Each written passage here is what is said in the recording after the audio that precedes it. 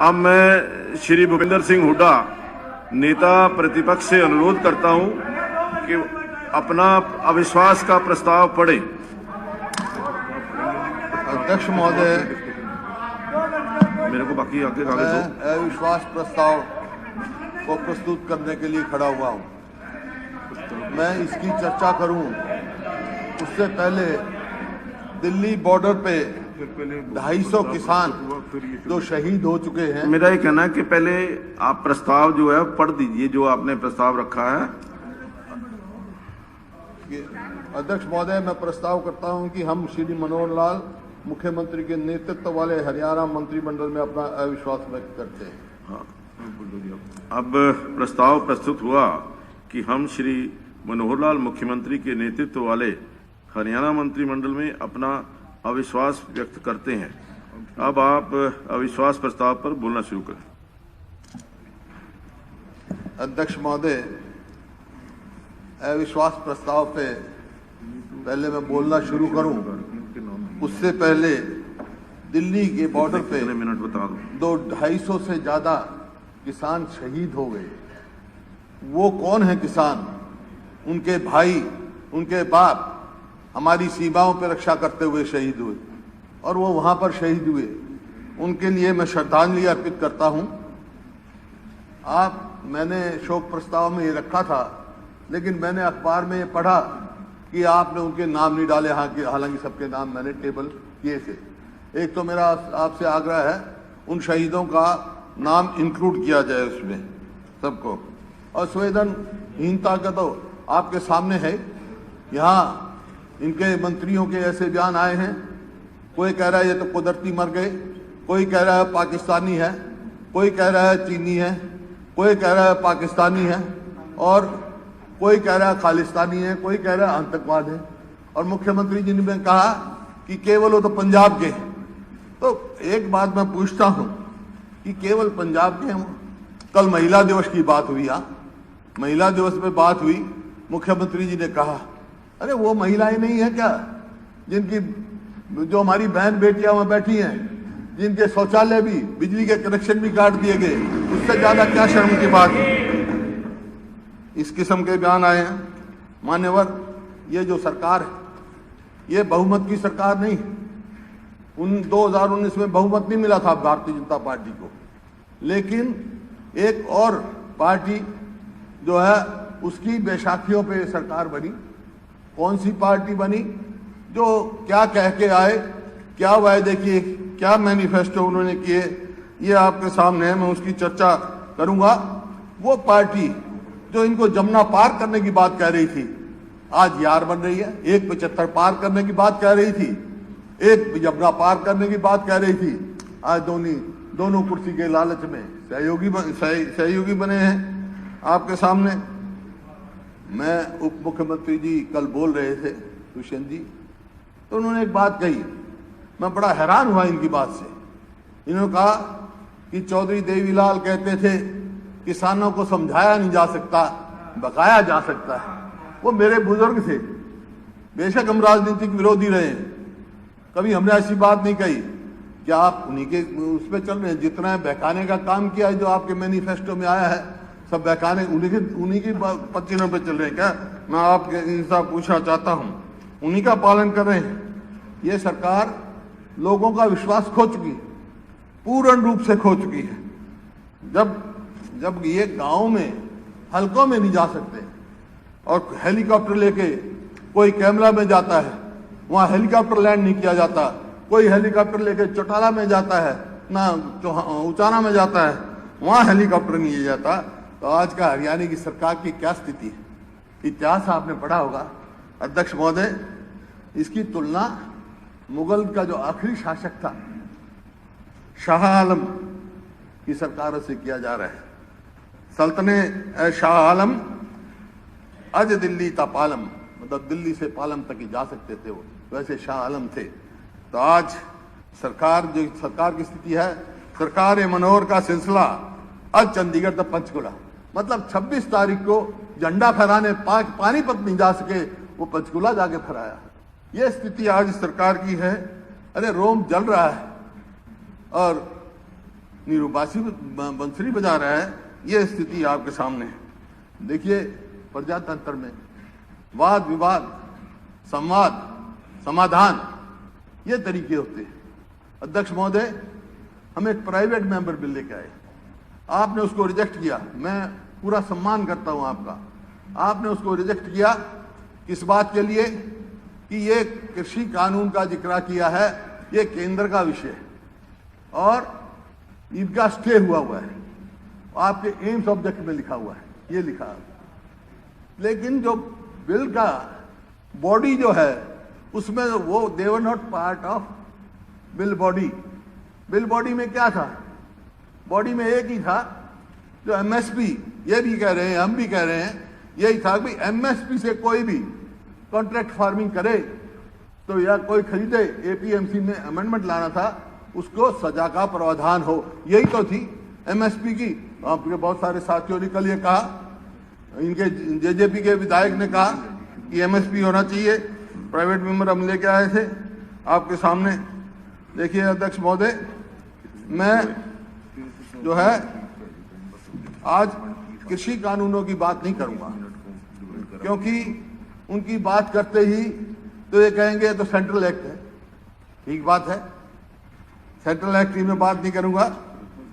हालांकि agriculture state list में था, अब बदल गया एग्रीकल्चर की डेफिनेशन, उस बात के चर्चा में मिल जाता है। लेकिन तकलीफ मेरे को किस बात की है? आज हरियाणा का किसान क्यों बैठा है? आज क्यों सबसे ज्यादा तकलीफ में, क्यों मेरी बहन बेटियां वहां बैठी हैं? ये किसान अकेले हरियाणा से नहीं है, पूरे देश के किसान उत्तराखंड, मध्य प्रदेश, उत्तर प्रदेश, राजस्थान, पंजाब से आके दिल्ली बॉर्डर पे बैठे हैं, लेकिन किसी ने रास्ते में रोकने का काम नहीं किया। इस सरकार ने, हरियाणा सरकार ने सर्दियों में वाटर कैनन, पीपली में लाठीचार्ज, आंसू गैस, जो सड़क बनाने का काम करते हैं, सड़क खोदी गई। ये केवल हरियाणा सरकार के सिवाय किसी ने नहीं किया।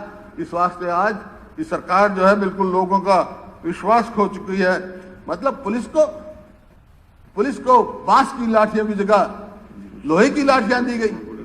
इनको ये समझना चाहिए किसान का सर फालूद का बना हुआ है, लोहे की लाठियों से नहीं फूट सकता है इस किसान का सर। ये बात।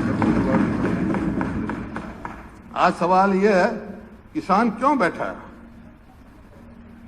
क्योंकि इन्हीं के वायदे की बात पे, इनके मैनिफेस्टो आप उठा के देखें, एमएसपी का वायदा, जेजेपी के मैनिफेस्टो में यह है, न्यूनतम समर्थन मूल्य की पर फसल खरीदने का मूल्य कानून बनाया जाएगा और फसल की खरीद पर 10% या 100 रुपए प्रति क्विंटल बोनस दिया जाएगा। ना कानून बना, ना 10% मिला, ना 100 रुपए बोनस मिला। बीजेपी का है, 2014 में कहा किसानों की फसलों का दाम 50% मुनाफे के साथ दिए जाएंगे। फिर कहा 2019 में हर फसल की खरीद न्यूनतम समर्थन पर खरीद सुनिश्चित की जाएगी। अब कह रहे हैं ये करते हैं, और ये कहा दुगनी आमदनी होगी। दुगनी आमदनी कैसे होगी ये मैं समझना चाहता हूं। बहुत सारे कल हमारे मंत्री जी भी कह रहे थे कि आज ये मेरे पास आपका रिकॉर्ड है, आपका दिया पैडी की बात 2014-15 की लेता हूं। कॉस्ट ऑफ प्रोडक्शन कितनी निकाली गई? 1886 रुपए। और आपका स्टेट ने कितना रिकमेंड किया? 2000 रुपए प्रति क्विंटल। और सीसीपीए कितने मिला? उन्होंने कितना रिकमेंड किया? 1360।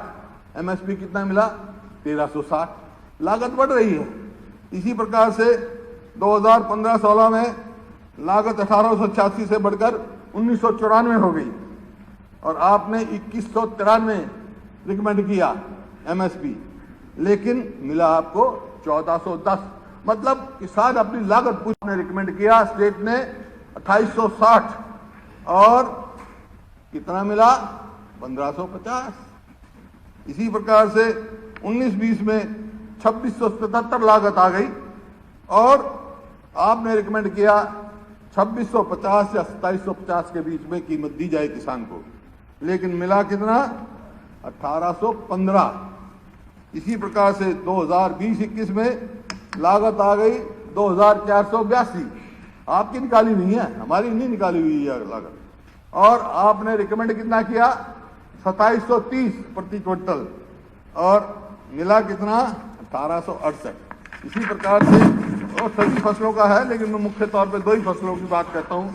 गेहूं की बात लगाएं, गेहूं की बात लगाएं।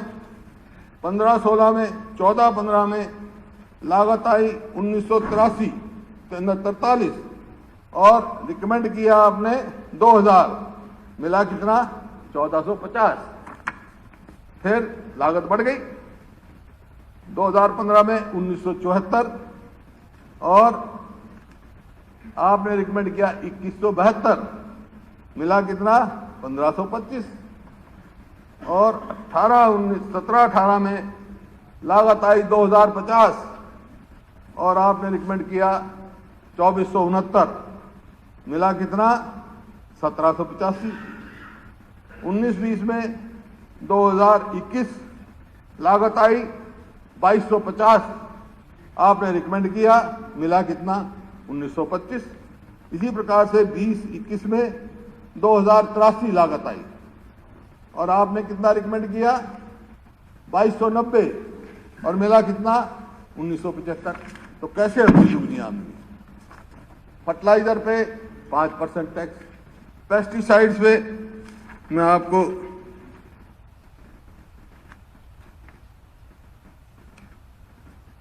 28% तक का टैक्स बढ़ा है। दुगनी कीमत हो गई, लागत बढ़ गई, डीजल कहां से कहां पहुंच गया, लेकिन आमदनी नहीं बढ़ी किसान की। कैसे करेंगे आप दुनिया? यह आपका वायदा था, और इनका न्यूनतम मूल्य पर फसल खरीद का कहां गया का वायदा। इसी प्रकार से अध्यक्ष महोदय, मैं ज्यादा समय नहीं लूंगा, क्योंकि कल बहुत सारी बातें राज्यपाल अभिभाषण में यहां उठी। वो अभिभाषण तो क्या सबको मालूम है कि राज्यपाल क्या कहते हैं। राज्यपाल वही कहते हैं जो सरकार कहती है। हम भी सरकार में रहे हैं। राज्यपाल का क्या है? राज्यपाल के अभिभाषण में अपनी उपलब्धियां और दिशा निर्देश दिखाया जाता है। पिछले साल का राज्यपाल का अभिभाषण पढ़ो और इस साल का पढ़ लो, कोई उपलब्धि नहीं, सिर्फ जो है आपके, तो इसमें निराशाजनक प्रशंसा पत्र कह सकता हूं, और कुछ नहीं उसमें। तो आपके सामने कहा। फिर कल बेरोजगारी का बड़ा जोर शोर से बेरोजगारी का मुद्दा उठा, और उसमें कहा गया कि CMEI तो किसी प्राइवेट उस संस्था की है, जिसने कहा कि आज हरियाणा बेरोजगारी में सबसे ऊपर है। ये मैं अकेला नहीं कह रहा, ये तो 5 सितंबर की है, दुष्यंत जी की। 5 सितंबर 19 का दुष्यंत जी का है। शर्मनाक आंकड़े, बेरोजगारी के मामले हरियाणा देश में सबसे आगे नंबर 1 पर पहुंचा। मुख्यमंत्री खट्टर एक और तो हरियाणा की नौकरियां हरियाणा से बाहर वालों को दे रहे हैं, और दूसरी ओर हरियाणा में बेरोजगारी का आंकड़ा देश में सबसे ऊंची दर 28.7। और आपने कहा NSS का कि 7% का, वो भी मेरे पास आंकड़े 2011-12 में कितना था? 2.8, और आपके समय में 17-18 में कितना है? 8.6। बेरोजगारी किस तेजी से बढ़ रही? नहीं, मैं तो आपकी कही हूं। आपने कहा भाई ना NSS की मानो, ना CMI की मानो, इसकी तो मानोगे आप नहीं। आप ये तो मानोगे आप कि पानीपत की चपरासी की भर्ती में आप मत मानो, CMI की, NSS की भी मत मानो, कि सिर्फ 13 पदों की आपने भर्ती अनाउंस करी थी। कितने आए? 14,871 एप्लीकेशन आई बेरोजगारी का देखा। और उसमें कौन कौन थे?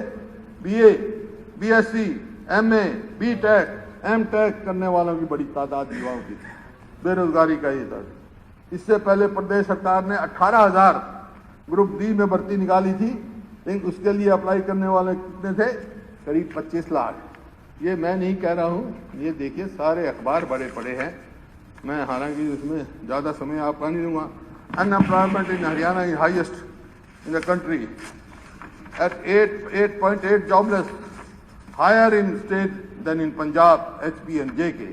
तो सारे उत्तर भारत में सबसे ज्यादा बेरोजगारी हरियाणा में है और बेरोजगारी की तरफ कोई ध्यान नहीं इसका सरकार का। आपने वायदा किए आपने वायदा किया पहले कौन से सन में, एंटरप्राइज एंड एम्प्लॉयमेंट पॉलिसी में 15 में क्या वायदा किया, इन्वेस्टमेंट 1 लाख करोड़ से ज्यादा, एम्प्लॉयमेंट 4 लाख से ज्यादा, ये आपने वायदा किया। हुआ क्या? इन्वेस्टमेंट कितनी आई? 24,000 करोड़। ये तो आरटीआई का है फैसला, आरटीआई के है, मैं नहीं अपनी मेरा कोई आंकड़ा नहीं है इसमें, तो आप निश्चिंत रहो। जो मैं कह रहा हूं आप कुछ निकालो, मैं तो आरटीआई से लिए निकाला हूं। और एम्प्लॉयमेंट कितनी मिली? 32,030 को, ठीक है। फिर ईपीपी 20 आ गया, अब ये आपने फिर दे दिया, ये दे दिया ईपीपी 20। उसमें क्या किया, एम्प्लॉयमेंट 5 लाख की, इन्वेस्टमेंट 1 करोड़। तो मेरा आपसे यही कहना है, साथ में समेट ले जाओ अपने झूठे वायदों को, अगले चुनाव में भी तुम्हें फिर इनकी जरूरत पड़ेगी, ले जाओ, क्योंकि हर बार ये आप वायदे करोगे, साथ ले जाओ। फिर आप देखते हैं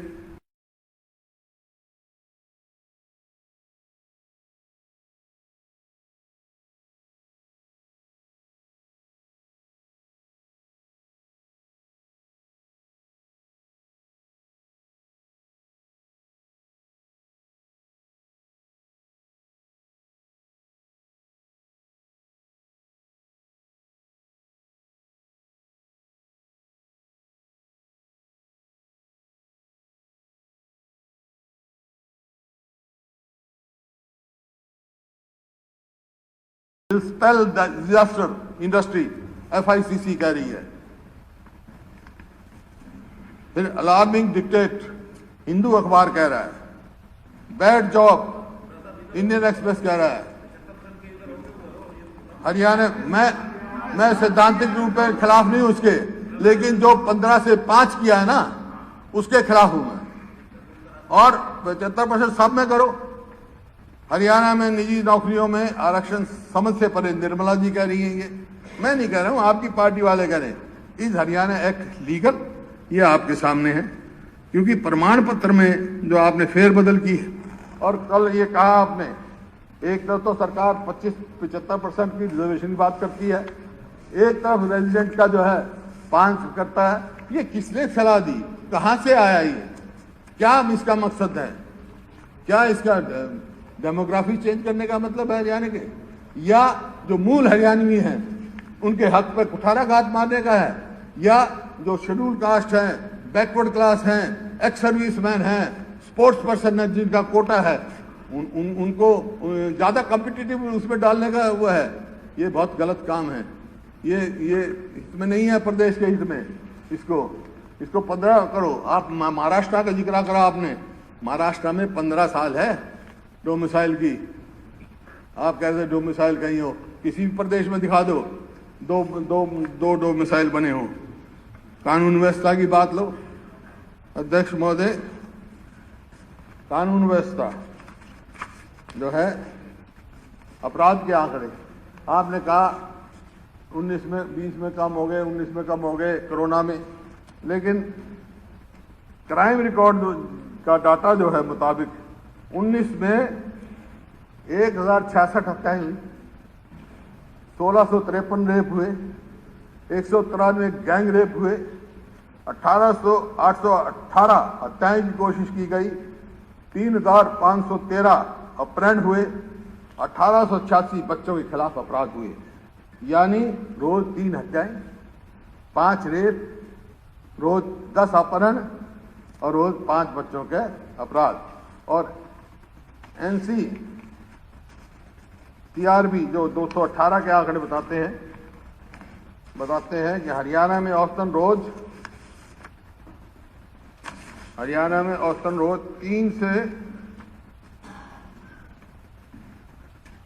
3 से 4 हत्याएं, 5 से 6 रेप, 50 वाहन चोरी, 54 चोरी, डकैती, लूट और फिरौती जैसी वारदात होती हैं। राष्ट्रीय अपराध रिकॉर्ड एनसीआरबी में दर्ज 2018 के आंकड़ों के मुताबिक नशे के मामले में हरियाणा पंजाब से आगे निकल गया। हरियाणा में एनडीपीसीएस के 2587 मामले सामने आए, जो उत्तर भारत में सबसे ज्यादा है। साल 2018 में हरियाणा में नशीले पदार्थों से 86 मौतें हुई हैं, जबकि पंजाब में इससे कम 78 मौतें हुई हैं। इस तरह नकली शराब पीने से 162 लोगों की मृत्यु हुई है। 2020 का आधा साल तो लॉकडाउन में गुजर गया। पूरा हरियाणा एक पुलिस स्टेट बना हुआ था, फिर भी लॉकडाउन के दौरान धड़ल्ले से शराब की तस्करी हुई। आज पिछले दिनों की खबरों पर नजर डालेंगे तो लगेगा शरेआम फायरिंग और हत्या रूटीन हो गई। ये देखिए, हरियाणा में 3 मर्डर, 4 रेप। नहीं रहा प्रदेश का, कोई भी देख ले आप, अखबार उठा के, मध्य प्रदेश कहीं से देख ले, Haryana sees gang rape every day, second day, every day. बेटियों की सुरक्षा चुनौती 1774, कितनी कुर्मे, क्राइम रिपोर्ट, सब आप कोई भी इसमें दिखा दें। और घोटालों की जो आपने लाइन लगाई हुई, घोटाले के मैं सारे डिटेल में जाता, लेकिन मैं गिरदावरी से घोटाला शुरू हुआ। गिरदावरी घोटाला, मुआवजा घोटाला, रैक्सील दवाई खरीद घोटाला, गॉल वॉल्यूम सीट्स घोटाला, बावल भूमि अवार्ड घोटाला, नई औद्योगिक नीति घोटाला, सरस्वती कुंज घोटाला, मेंबरशिप का, धान और बाजरा खरीद घोटाला, कपास बीज व नकली कीटनाशक खरीद घोटाला, फसल बीमा घोटाला, भूमि अधिग्रहण घोटाला, मीटर खरीद घोटाला। चलिए आप बोल लेना, फिर मैं बता रहा हूँ। मेरे को आदत नहीं है, ये तो आपकी अखबारों में आई मैं पढ़ रहा हूँ। मीटर खरीद घोटाला, अवैध माइनिंग घोटाला, जो आपने खुद स्वयं स्वीकार किया हुआ है, गुड़गांव मेट्रो रूट बदलाव घोटाला, हाइडल प्रोजेक्ट घोटाला, रोडवेज घोटाला जो आपने किलोमीटर स्कीम चलाई थी, एससीएस में नौकरी, आटा घोटाला, हरियाणा में सरकारी संरक्षण में वो हुआ, रोडवेज फर्जी टिकट घोटाला, छात्रवृत्ति घोटाला, मीटर खरीद घोटाला 2, शराब घोटाला, धान घोटाला, रजिस्ट्री घोटाला। घोटालों की और बहुत हैं, और क्या क्या। असल में मैं आपको नहीं कह रहा हूं, आपके नहीं, आपके साथ तो ये बन गई। हरियाणा के लोगों में देखो, एक गांव में सांग आ गया, ले आया कोई, और वो सांगी बेसुरा था, तो वो सब बेसुरा सांग गाने लग गया, तो एक बुढ़ा लाठी लेकर स्टेज के चारों तरफ घूमने लग गया। तो सांग जो गा रहा था वो डर गया, वो चुप हो गया। खट्टर साहब ध्यान से सुनो आप, वो डर गया। तो उसने कहा, बुढ़े ने, भाई तेरे तक कुछ नहीं कहता, मैं तो उसको तलाश कर रहा हूं जो लाया था सांग, जिसने राज बनाया था तेरा, उसको पी रहा हूं। जो सांग लाया था उसको देख रहे हैं लोग, जब तो घरों में नहीं घुसने दे रहे, जब तो गांव में नहीं बढ़ने दे रहे। अरे नहीं, बात ये है खट्टर साहब, मैं पिछले 5 साल की बात नहीं कर रहा हूं, मैं पिछले 5 साल की बात नहीं कर रहा हूं, मैं 1 साल की बात कर रहा हूं। 1 साल हो गया एक आदमी कि मेरे को ट्रैक्टर चाहिए, तो नंबरदार से पूछा, भाई, बोला जी इसकी तो मौज है, इसे सब कुछ है, ट्रैक्टर खड़ा है, सब कुछ है, इसको कोई जरूरत नहीं, कर जाएगी। बोला अच्छा। उसने कहा, जैसे आपने इनको पहले तैयार कर लिया ना कि भाई तन्ने मेरे साथ क्यों नहीं दिया भाई। बोला अच्छा, आप जब फिर कह दे, फिर दरखास्त दे दे, मैं काम कर दूंगा तेरा। तो बोला फिर दरखास्त दे दी। दरखास्त दे के जब आया एप्लीकेशन, तहसीलदार वही, नंबरदार वही, दरखास्त देने वाला और वही तहसीलदार बोला हाँ भाई। बोला जी इसको कर्जा दे दो। अरे बोला 1 हफ्ते तो पहले कह रहा था इसकी मौज हो रही है, अब तू फिर आ गया। बोला तहसीलदार साहब जिसा खड़ा नाश हुआ इसके 1 हफ्ते में देखा मैंने, जैसे 1 साल में तुम्हारा खड़ा नाश हो गया इस सरकार का। लोग आज जा नहीं सकते, आप जा सकते हो, आप अपने हलकों में नहीं जा सकते, ऐसा मैंने कभी सुना नहीं था। ऐसा बताओगे क्या? तो दुनिया नहीं, आज ही क्यों बताओगे?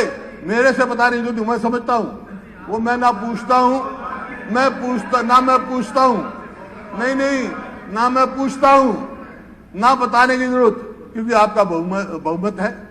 बहुमत के मध्य पे आप, मैं सुन भी लूंगा, आप बता भी जाओगे, हाथ भी खड़े कर लोगे, लेकिन अपने हल्के में जाके दिखाओ, कोई उचाना में जाके दिखाओ, तो कोई वहां जाके दिखाओ, तो कैमला में जाके दिखाओ, फिर मैं मान जाऊंगा अपने हल्के में जाके। ये अपनी उपलब्धि जो आपने गाई ने कहा था, ये अपने लोगों में जाके बताओ भाई हमने बहुत अच्छा काम किया है, तो मैं आपको श्रेय दूंगा, आपका वाह करूंगा। इन्हीं शब्दों के साथ मेरा प्रस्ताव है कि अविश्वास प्रस्ताव पास किया जाए। और जितने और विधायक हैं, एक और मेरा निवेदन, स्पीकर साहब, मैंने आपका बयान पढ़ा है, वो ऐसे स्पीकर साहब को देना नहीं चाहिए क्या कि जो विप डिफाई करेगा उसको डिसमेंबर किया जाएगा। रूल्स ठीक है, रूल्स रूल्स तो नहीं, मैंने तो रूल्स पूछे हैं, उन्होंने रूल्स पूछे, मैंने रूल्स बताए हैं। उसको बाद में पूछेंगे ना। नहीं, प्रेस वाले अगर रूल्स पूछते हैं कि विप का क्या असर है, मैंने वो बताया। मेरा सभी से निवेदन है कि आप सीक्रेट वोटिंग कराओ, सीक्रेट वोटिंग कराओ, ये सीक्रेट वोटिंग कराओ। तो पता ये विप के द्वारा वोटिंग कराते हो, पता लग जाएगा कौन कहाँ खड़ा है। चलिए, धन्यवाद।